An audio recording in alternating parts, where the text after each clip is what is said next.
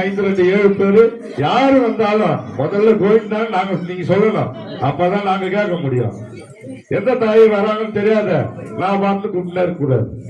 எப்ப வந்தாலும் இது முதல் தடவை வந்தா கூட இதுக்கப்புறம் எப்ப வந்தாலும் எந்த தெய்வமா இருந்தாலும் கோவிந்தான் குரல் குத்துவாங்க தாய். சரியா? கோவிந்தா கோவிந்தா. அம்மா தாய் வந்து யாருமா?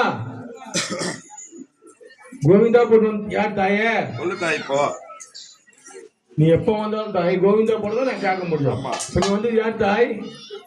சந்தோஷமா சொல்லலாம். கிராமத்தாக பொன்னியம்மா வந்த போது அம்மா ஆடி ஒரு மாதம் 2வது வாரத்தில தாய இந்த தினம் சனி நன்ன நாளையில பணியமைத்து உங்களெல்லாம் வர வைத்து 4 தினத்துல காவலன் பூஜை நடத்தலாமா தாயே? சந்தோஷமா? ஒரு குறவில்ல தாயே.